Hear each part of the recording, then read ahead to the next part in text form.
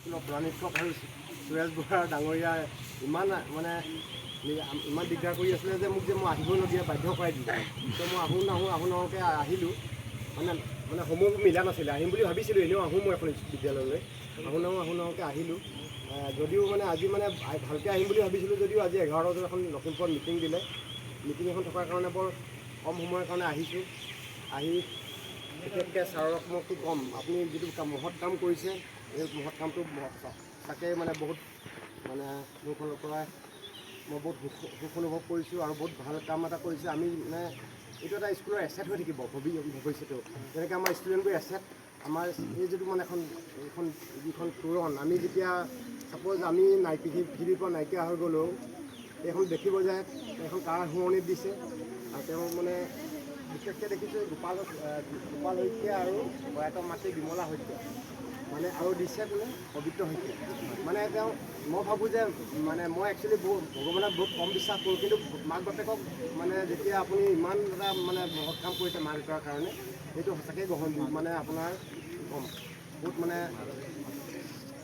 এইটো আনএক্সপেক্টেডলি মানে এইটো এটা কথা। মানে আপোনাক যেতিয়া আপুনি ইয়াৰ পৰা পৃথিৱীৰ পৰা নাইকিয়া হ'ব, মই নাইকিয়া হ'ম, পবিত্ৰ শইকীয়া নামটোকে আদি কৰি আপোনাৰ এই গোটেইখিনি নামটো থাকি যাব। মানে আমি যেতিয়া যাওঁ বা আপোনালোকে যেতিয়া যায় এই জেগাডোখৰ ক'ত তোৰণখনে দিব, তোৰণখনে কয়। আৰু এনেই মই চাওঁ কেতিয়াবা কাৰ সোঁৱৰণত দিছে তোৰণখন, স্কুলখনৰ মানে এইটো ভাল এছেট হৈ থাকে মানে। আৰু যেনেকৈ ছাত্ৰ ছাত্ৰীসকল নহ'লে স্কুলখন নচলে, এছেট নহয় এইবোৰ ছাত্ৰ ছাত্ৰীৰ যেনেকৈ এছেট, এই তোৰণখনো এটা এছেট। মই যে ছাৰৰ এতিয়া দীৰ্ঘায়ু কামনা কৰিছোঁ আৰু আপোনাৰ যাতে সুস্বাস্থ্য আপুনি হৈ থাকে আৰু আপুনি আৰু যাতে ভাল কাম কৰি যায় এই অঞ্চলটোক। আপোনাৰ যাতে আপোনাৰ নেক্সট জেনেৰেশ্যনটো মই ভাবিছোঁ যে আপোনাৰ নেক্সট জেনেৰেশ্যনটো আপুনি ভাল কাম কৰাৰ কাৰণে নেক্সট জেনেৰেশ্যনটো আপোনাৰ ইয়াৰ পৰাই ভাল হ'ব। ছাৰ ইমানখিনিয়ে ক'লোঁ মই। আৰু ছাৰ বহুত মহৎ কাম কৰিছে আপুনি। আকৌ আপোনাক কৈছোঁ ছাৰ, আপুনি সুস্বাস্থ্য হৈ থাকক, দীৰ্ঘায়ু হৈ থাকক। আপুনি এনেকুৱা নহয় যে ৰিটায়াৰ হ'ল মানে জাষ্ট আমাৰ আমি প্ৰত্যেকেই ৰিটায়াৰ হওক, আমাৰ এটা নেক্সট এটা ষ্টেপ যাম। আমি যেনেকৈ জন্ম হ'লোঁ, পঢ়িলোঁ, ডেকা হ'লোঁ, য়ং জেনেৰেশ্যন হ'লোঁ, তাৰপিছত আমি চাকৰি কৰি ৰিটায়াৰ হ'লোঁ। ৰিটায়াৰ হোৱাৰ পাছতো আমাৰ এতিয়া কৰিবলগীয়া কাম বহুত আছে। এতিয়া আপুনি যিখিনি কাম আমি আগে কৰিব নোৱাৰিছিলোঁ, এতিয়া আমি এতিয়া সমাজত সেইখিনি কাম কৰিব পাৰিম এইটো ষ্টেজৰ পাছতে। মই ভাবি থৈছোঁ যে ৰিটায়াৰ হ'ম, মই কি কৰিম এতিয়া ট্ৰেইনিং কৰিব পৰা হৈছোঁ আৰু মোৰ ৰিটায়াৰ হ'বলৈ বহুত দিন বেছি দিন নাই।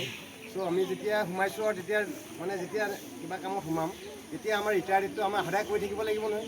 ৰিটায়াৰ ডেটে কৈ থাকিব, ৰিটায়াৰ ডেটৰ পাছতে আমি কাম কৰিব পাৰিম। এতিয়া আজিকালি চাকৰিটো এনেকুৱা বস্তু নহয় যে চাকৰি আপুনি 100% দিবই লাগিব। ঘৰ সংসাৰখন আপুনি পাহৰি চাকৰি কৰিবই লাগিব। আৰু ইয়াৰ পাছতে আপোনাৰ যিখিনি কাম কৰিবলগীয়া থাকে, সেইখিনি কাম আফটাৰ ৰিটায়াৰমেণ্টৰ পাছতে মানুহে কৰে। আৰু সেইকাৰণে আমি সুস্বাস্থ্য হৈ থাকিব লাগিব। সেইকাৰণে মই ভাবোঁ আপুনি আৰু দীৰ্ঘায়ু হৈ থাকক, সুস্বাস্থ্য হৈ থাকক। আপোনাৰ ভৱিষ্যতৰ আপোনাৰ যিবোৰ পৰিকল্পনা আছিলে সেইখিনি যাতে আপুনি কৰিব পাৰে, ছাকচেছ হ'ব পাৰে। ধন্যবাদ।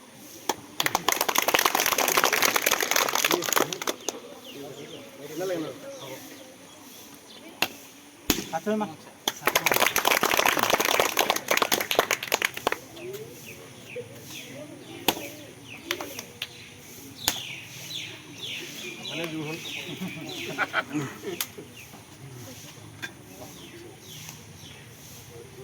আপুনি কাটা মই